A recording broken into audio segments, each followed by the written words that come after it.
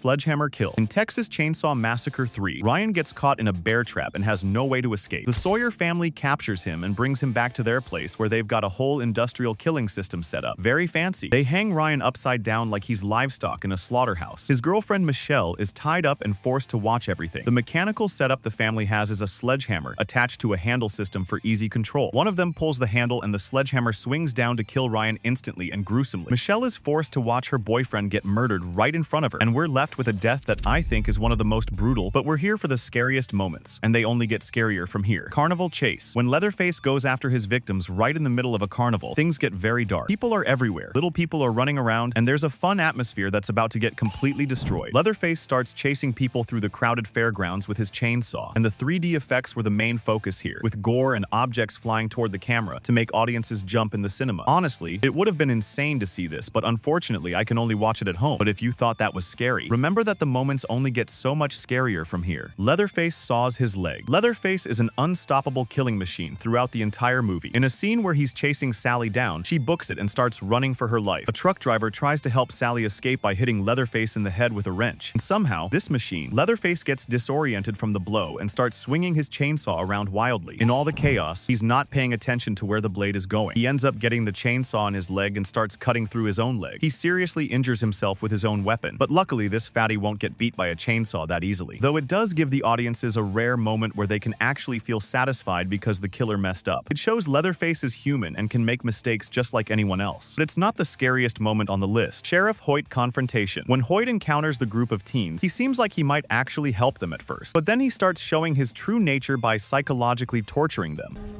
I smell bullshit.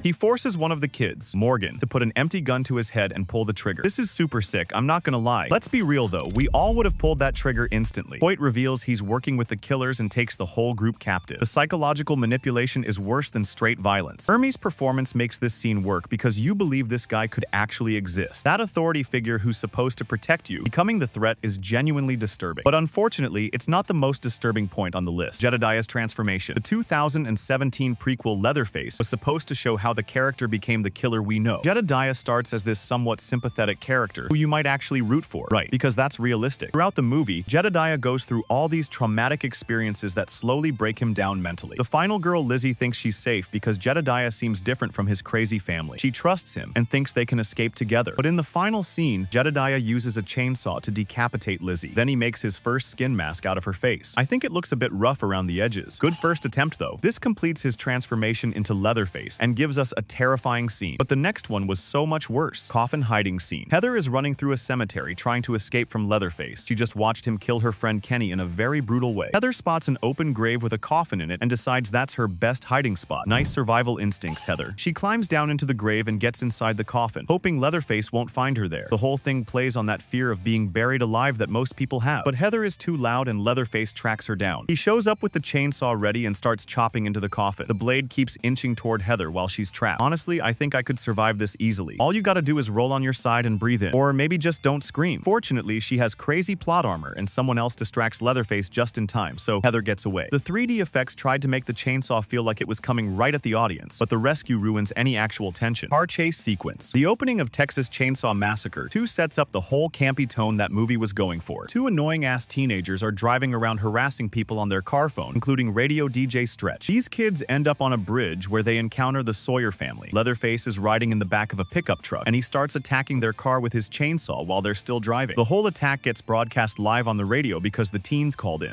Like a buzzsaw.